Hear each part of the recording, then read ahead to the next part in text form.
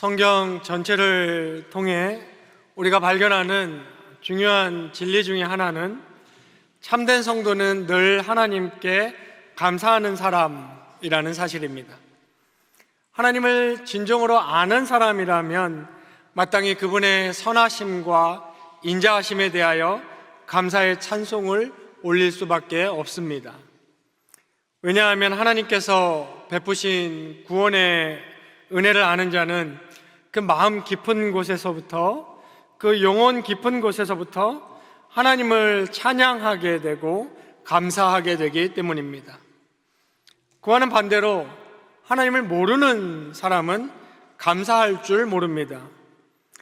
사람들은 자기 삶의 온갖 좋은 것들이 사실은 하나님으로부터 온 것들이고, 태양이나 비를 비롯하여 모든 풍성한 것들을 하나님은 믿는 자나 믿지 않는 자 모두에게 일반 은총으로 베풀어 주시는 하나님의 신적 은혜임을 깨닫지 못합니다.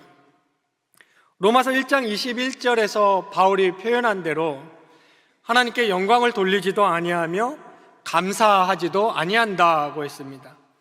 로마서 전체가 얘기해 주는 것처럼 하나님을 떠난 인류의 대표적인 특징 중에 하나가 감사를 하지 않는 것입니다. 그들은 자기 힘과 공로로 모든 것을 이룬 듯이 교만하게 불고, 자기가 딛고 있는 땅이나 들이마시는 공기나 밝은 햇살을 마치 자기가 만들어낸 것처럼 우쭐대고 여기기도 합니다. 창조주 하나님을 무시한 채 그분의 은독을 당연한 것으로 여기며 살아갑니다. 그러나 여러분, 거듭난 그리스도인이라면 이것이 근본적으로 달라집니다. 그리스도인, 크리스티아노스라고 불리는 그 사람들은 누구나 하나님께 감사라는 것을 잊지 않는 사람들입니다.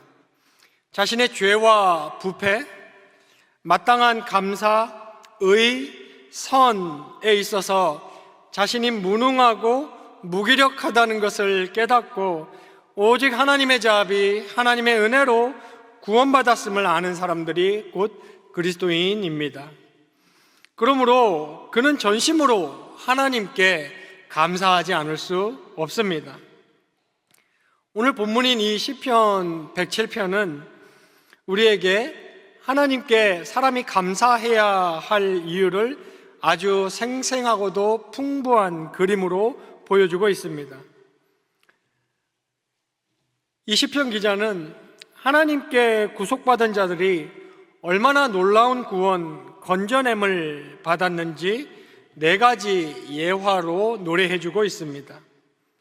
본 시편은 아마도 이스라엘이 바벨론 포로를 마치고 귀환했을 때 부른 것으로 보입니다. 3절의 표현대로 사방에서 구원을 이루어 주신 것에 대한 감사를 말하고 있습니다. 오늘 우리 본문의 바로 직전 시편인 106편 47절에 보면 우리를 구원하사 모아주셔서 찬양하게 해주십시오 라는 간구로 시가 끝나고, 오늘 우리 본문인 107편은 여호와께 감사하라 라며 그 간구에 응답하신 반응으로 이 시를 시작하고 있음을 알 수 있습니다. 인간 자신에게는 소망이 없고 오직 하나님의 은혜에만 우리의 소망이 있다는 것을 신약 성경은 직설법적으로 얘기를 한다면, 구약 성경은 그 똑같은 내용을 역사서술 혹은 법문, 율법이죠, 지혜문학 등 여러 다른 형태로 그것을 말하고 있습니다. 오늘 본문은 시의 형태를 띄어 시적으로 그것을 나타내주고 있습니다. 그리고 그 하나님의 구원을 진정으로 맛본 자의 한결같은 표지가 곧 감사입니다. 오늘 본문은 인간이 처하는 4가지 대표적인 처지가 등장하고, 결국 그들이 다 하나님께 감사의 제사를 드리게 됨을 보여줍니다.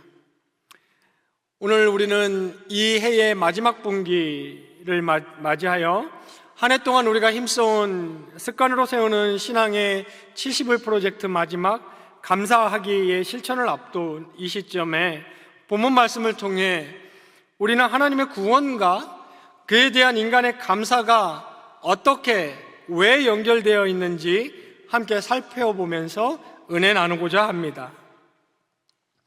오늘 우리 본문이 말해주는 구원과 감사에 대한 첫 번째 내용은 하나님을 떠난 인간의 방황입니다. 시편 기자는 먼저 광야에서 방황하는 사람들의 모습을 그리고 있습니다. 4절과 5절에 그들이 광야 사막길에서 방황하며 거주할 성읍을 찾지 못하고 줄이고 목이 말라 그들의 영혼이 그들 안에서 피곤하였도다 라고 말합니다. 사막과 같은 황폐한 이 세상에서 하나님을 떠난 인생이 참된 안식처를 찾지 못하고 방황하는 모습을 보여주는 그림입니다. 자기의 의사와는 전혀 상관없이 시작된 인생을 어디가 길이냐, 어디로 가야 되냐, 내 영혼이 만족할 안식처가 어디냐라며 방황하는 인생의 전형적인 모습을 보여주는 것입니다.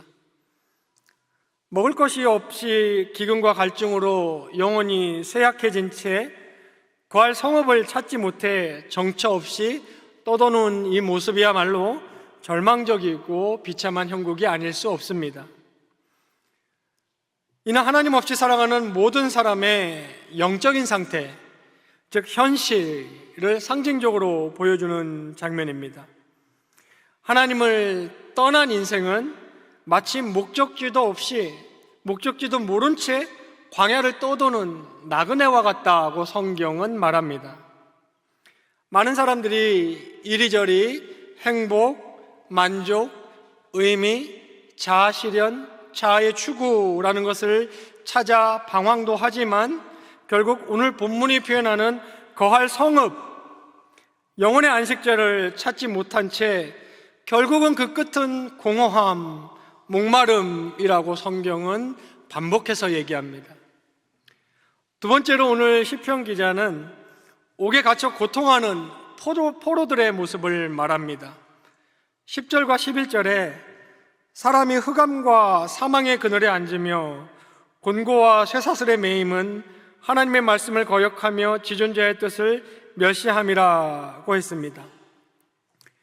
여기에서는 죄로부터 자유로울 수 없는, 그래서 죄로부터 벗어나고자 하지만 여전히 묶여있는 인간 무능의 현실을 보여줍니다. 특히 죄에 대한 책임으로부터는 절대로 벗어날 수 없는 인간 속박의 현 주소를 표현하고 있습니다. 그들은 흑암과 죽음의 그늘에 앉아 있다라고 묘사합니다. 캄캄한 옥중에서 쇠사슬에 꽁꽁 묶여있는 모습입니다.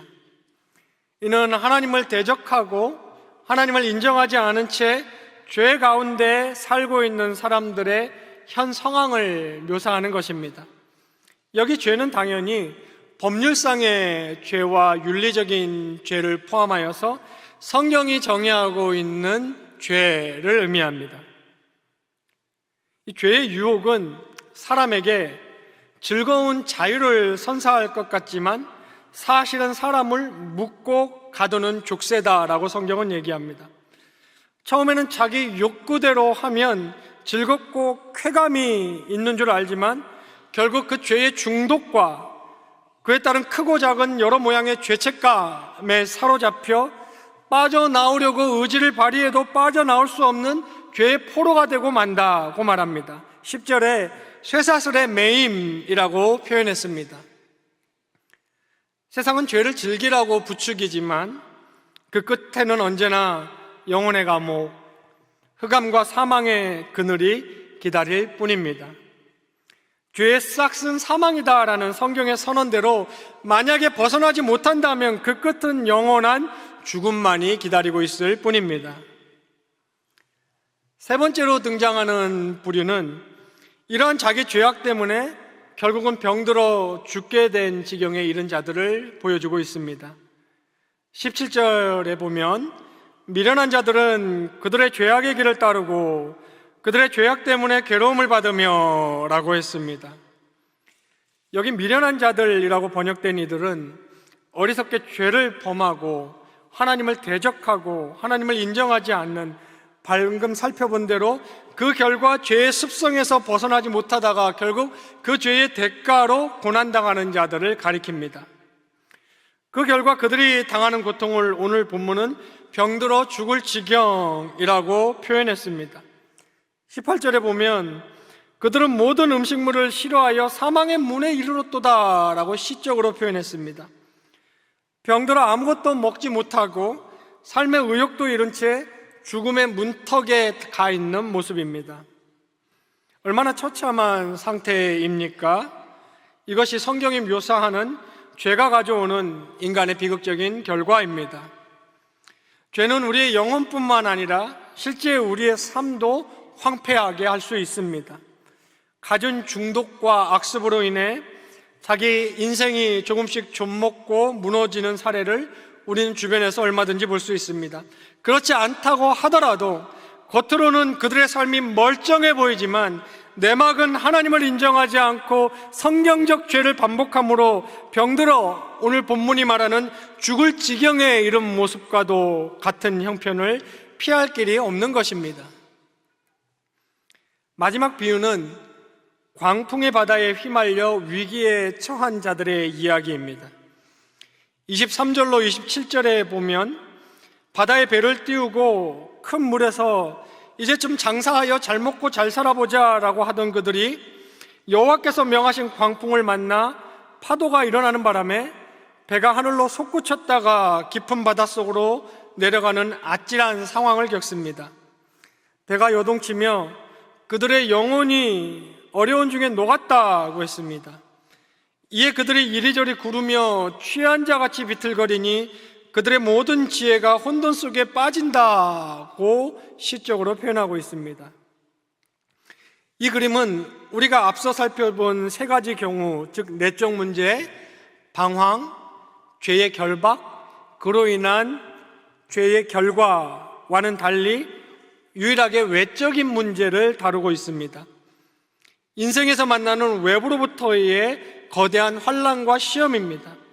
우리가 통제할 수 없이 닥친 어려움, 환경들을 말하는 것입니다. 이 거친 풍랑 속에서 선원들이 속수무책이 됐다고 성경은 말합니다. 그들의 항해 기술과 지식과 축적된 경험도 아무 소용이 없습니다. 27절의 묘사대로 그들의 지각이 오히려 혼돈 속에 빠진다고 말합니다. 그야말로 인간의 한계와 무기력이 극한으로 드러나는 장면입니다. 인간은 인생의 폭풍우 앞에서 참으로 나약하고 한계가 있는 존재입니다. 질병이나 뜻밖의 사고나 재난이나 어떤 혼란 등 우리의 힘으로 통제할 수 없는 거친 풍랑이 닥칠 때 우리의 지혜나 용기나 지식이나 능력 등은 오늘 본문의 표현대로 그냥 녹아내리고 맙니다. 그러한 처지에서 우리에게 평안이라는 것을 지켜줄 수 있는 것은 아무것도 없습니다. 과학과 문명이 발달해도 큰 풍랑 앞에서는 인간의 교만이 산산이 부서질 뿐입니다. 여러분, 오늘 본문에 이렇게 묘사된 적나라한 인간의 현 주소는 모두 하나님과의 관계와 직접적인 관련이 있습니다. 오늘 본문을 자세히 들여다보시면 모두 하나님을 배제하고 하나님을 옆으로 밀어내고 하나님의 진리의 말씀을 무시한 사람의 처지를 말합니다. 그러나 오늘 본문이 말해주고 있는 결과는 오히려 한결같은데요. 6절에 보면 건지시고 13절에 구원하시되 19절에도 구원하시되 28절에 인도하여 내시고 라고 했습니다. 어떻게 그렇게 비참한 인간의 현 주소에도 불구하고 이처럼 복된 결과를 볼 수 있는 것입니까? 모두 한결같은 인간의 자세에 달려 있습니다. 6절에 보면 근심 중에 여호와께 부르짖으매, 13절에 환난 중에 여호와께 부르짖으매, 19절과 28절에 고통 때문에 여호와께 부르짖으매가 바로 그 자세입니다. 두 가지 중요한 요소에 주목하시기 바랍니다. 첫째는 여호와께입니다. 다른 곳에서 구원을 찾아 나서서는 안 됩니다. 사람이나 물건이나 그 어떤 것에서 우리의 구원을 발견하려 해서는 안 됩니다. 당연히 내 자신에게도 소망은 전혀 발견되지 않습니다. 과거나 현재나 미래에도 우리에게는 소망이 없습니다. 여러분을 보아서는 안 됩니다. 오늘 본문이 말하는 대로 여호와께, 사람의 유일한 구원자이신 하나님께만 나아가시기 바랍니다. 나머지 요소가 부르짖음에입니다. 여기 사람이 하나님께 부르짖는다는 것은 하나님 없는 그 삶의 비참함과 어두움을 인정한다는 말입니다. 나의 능력이나 재물이나 지위나 남달리 번듯했던 도덕률과는 상관없이 하나님 없을 때의 비참함, 어두움, 소망 없음, 그 끝의 허무함을 인정한다는 것이 하나님께 부르짖는다는 것입니다. 거기에는 소망이 없음을 인정하는 것이 하나님께 부르짖는다는 것입니다. 그래서 오늘 본문에 말하는 것처럼 하나님께 구원을 부르짖는 것입니다. 하나님을 떠난 현대의 무신론과 인본주의적 낙관론에 현혹되어서 스스로 나는 괜찮다, 나는 죄 없다, 이건 방황이 아니며 성숙으로 가는 구도의 길이다, 나는 죄에 얽매여 있지 않다, 내 영혼은 멀쩡하다 하며 스스로 위로하지 마시기 바랍니다. 주여, 저는 죄인입니다. 주여, 내가 방황하나이다. 주여, 내가 죄의 중독과 습성의 사슬에서 벗어날 수 없고 내가 고통 중에 있습니다.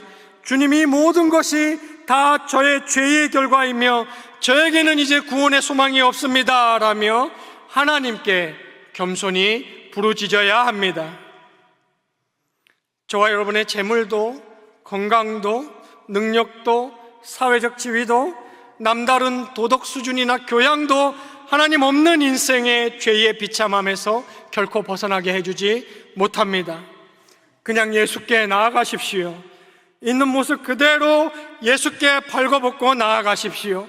무슨 종교적인 방식이나 종교적인 공식을 찾으려 하지 마십시오. 그냥 주 앞에 나아가 여러분의 영혼을 모두 쏟아 놓으시기 바랍니다. 아무 말도 못해도 되고 아무 말도 할 줄 몰라도 괜찮습니다. 구원의 이름이시고 유일한 생명의 이름이신 그 주님의 이름을 주여 주여 부르시고 나를 불쌍히 여기소서라고 부르짖으시기 바랍니다.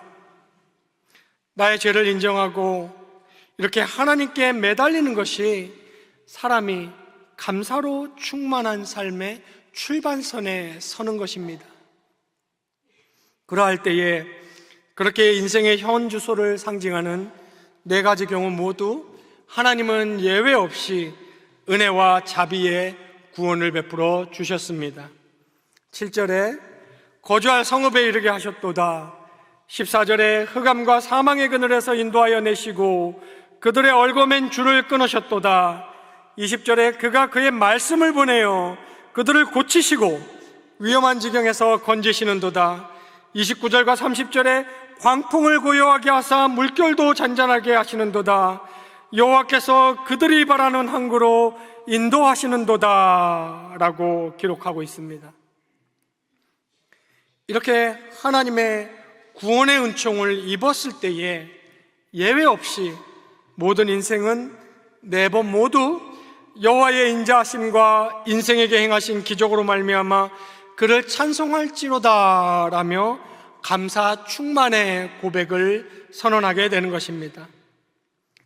여기 우리말 개역개정 번역에 찬송할지로다 라는 이 번역은 감사하라 라는 뜻입니다. 물론 넓은 의미에서 찬송이 감사를 내포하고 있지만 조금 구체적으로 이 구절을 번역하는 것은 감사하라가 맞습니다. 다른 영어 역본들처럼 give thanks, thank 혹은 새 번역처럼 감사하라 라고 이해하시는 것이 맞습니다. 광야의 방황, 죄의 사슬에 매임, 그 결과 영혼이 병들어 죽어가면 모두 하나님으로 충만하게 되지 못한 영혼의 상태이며 주 앞에 나아갈 때에 이는 깨끗하게 되고 회복됩니다. 또한 유일한 외적 환난과 어려움이었던 광풍 역시도 우리가 하나님의 구원의 손길로 영혼이 치유되고 성령으로 충만하여 하나님 앞에 나아갔을 때 그 광풍을 잦아들게 하시던지 하나님은 그 광풍을 밟고 걷게 하시는 구원자이십니다. 이러한 복음을 붙들 때 새하늘과 새 땅에서의 그 안정과 승리의 보장을 바로 여기 이 땅에서도 맛보며 체험하게 된다는 것이 복음의 약속이고 구원의 하나님 우리 아버지의 약속입니다. 여러분은 이것을 믿고 꼭 누리시기를 간절히 바랍니다. 여러분, 우리는 누구든지 하나님의 동일한 구원이 아니었다면 멸망할 수밖에 없는 자들이었습니다. 어떤 이는 비교적 도덕적으로 살았을지 몰라도 영혼 깊은 곳은 하나님 없이 방황했고 목말랐습니다. 또 어떤 이는 노예처럼 죄의 결박에 매여 있었고 어떤 이는 자기 죄로 영혼과 삶이 병들어 있었으며 혹은 스스로 의롭다 여기며 잘난 척 했을지 모르지만 사실은 성경이 말하는 대로 사실은 본질상 진노의 자녀였고 죄 가운데서 그저 살아간다고 말하지만 죽어가던 자들이었을 뿐입니다. 성경은 인류는 이러한 모든 같은 병에 걸려 있으며 같은 난파선에 타고 있다라고 말합니다. 로마서 3장의 선언대로 의인은 없으며 하나도 없다고 말합니다. 누구 하나 자기 힘으로 오늘 본문에서 말하는 구원에 이를 만한 의, 능력, 선 같은 것을 가진 자는 없으며 다만 표면적이고 상대적인 차이가 존재할 뿐입니다. 그러나 바로 그 자리에 하나님의 놀라운 구원이 임했습니다. 하나님께서 우리를 사랑하사 그 아들 예수 그리스도를 하늘로부터 이 땅에 보내주셨고 예수를 믿는 자, 그 자에게 오늘 본문이 묘사하고 있는 모든 상황들에서 성경의 중요한 표현, 단번에 영원히 확고한 구원을 이루어 주셨습니다. 예수가 광야에 방황하는 자들을 위한 길이요 진리요 목마름을 해가라는 내가 생명이다 라고 선언하고 계십니다. 남녀노소 누구든지 어떤 죄인이든지 이 예수 그리스도를 믿고 주께 부르짖으면 영혼의 구원뿐만 아니라 삶에서의 구원을 받습니다. 누구든지 주의 이름을 부르는 자는 구원을 얻으리라 라는 이 복음은 사람에게 반드시 필요하고 모든 사람에게 유효한 하나님의 능력입니다. 그러므로 모든 그리스도인들 이 복음의 약속을 굳게 잡고 순전한 믿음으로 이 복음의 축복을 경험하는 자들의 공통된 삶의 모습은 감사의 찬양입니다. 사랑하는 여러분, 저와 여러분의 입에서 이 감사가 흘러나오고 있습니까? 혹시 신앙이 식어져서 감사의 열정이 식어 있다면 다시 한번 주께서 우리를 어디에서 건져내셨는지, 내가 어떠한 상황에 놓여 있는지 생각해 보시기 바랍니다. 그리고 아직 하나님께 속하지 않는 분이 혹시 여기 계시다면 오늘 이 시간 여러분을 향한 하나님의 이 크신 인자하심을 헛되이 흘려보내지 마시기 바랍니다. 지금까지 하나님의 경고와 초청을 무시하며 광야와 흑암과 폭풍 속을 제 고집대로 걸어온 분이 계시다면 더 이상 지체하지 말고 부르짖으며 주 앞에 나아오십시오. 주님께서 여러분을 죄와 사망에서 건져내시사 오늘 본문의 표현대로 거할 안식처 영원한 항구로 인도하여 주실 것입니다. 성도 여러분, 오늘 본문은 이렇게 시작합니다. 여호와께 감사하라. 그는 선하시며 그의 인자하심이 영원하미로다. 여호와의 속량을 받은 자들은 이같이 말할지어다 라고 말하고 있습니다. 구원받은 모든 사람들이 합창해야 할 감사의 찬송입니다. 오늘 본문의 32절을 보시면 공회가 이러한 합창을 드리고 있는 모습을 묘사하고 있습니다. 우리 구속받은 성도들은 입을 모아 여호와께 감사하라, 그가 선하시고 그가 인자하시며 그 선함과 인자하심은 영원하도다 라며 감사의 노래가 우리 성도들의 삶의 주제곡이 되어야 하는 것입니다. 어린 양 예수의 보혈로 구속감을 받은 그리스도인 우리는 장차 하늘 영광에서 동일한 새 노래로 하나님께 찬양을 돌릴 것이지만, 그때까지 이 땅에서도 한 목소리로 이 주의 구원의 선하심을 찬양하시기 바랍니다. 우리의 삶 전체를 통해 주님의 인자하심과 그 구원의 행적을 담대히 찬양해야 합니다. 우리는 이제 올해의 마지막 분기를 앞두고 있습니다. 올해 하나님께서 우리 경향에 습관으로 세우는 신앙의 70일 프로젝트를 통하여 실로 많은 은혜를 부어주셨습니다. 이 마지막 분기를 통해 주께서 우리에게 습관으로 자리 잡기 원하시는 것이 바로 이 감사입니다. 여러분 모두 비참한 죄인들에게 임한 하나님의 선하심과 인자하심의 그 위대함을 꼭 보게 되기를 바랍니다. 그리하여 오늘 시편 기자가 선언하는 것처럼 그 선하심과 인자하심에 감사를 터뜨리는 그러한 사람들이 모두 되기를 바랍니다. 예수님처럼 그 황량한 벌판에 굶주린 5,000명 앞에 고작 보리떡 5개와 물고기 2마리밖에 손에 쥐어져 있지 않았지만 주님은 하늘을 향하여 유카리스테오 감사하나이다 라고 하나님께 찬양을 올려드렸을 때 줄인 배들 모두 배불리 먹고도 12강줄이 차게 넘쳤던 그 감사의 기적을 여러분도 꼭 체험하는 그러한 한 분기가 되기를 원합니다. 여호와께 감사하라. 그는 선하시며 그 인자하심이 영원함이로다라는 이 시편 기자의 고백처럼 경향의 모든 성도님들의 이 한 해의 마지막 분기의 시간들이 감사로 채워지며 하나님의 놀라운 구원을 맛보며 체험하는 그러한 복된 날들이 되기를 주님의 이름으로 축원합니다.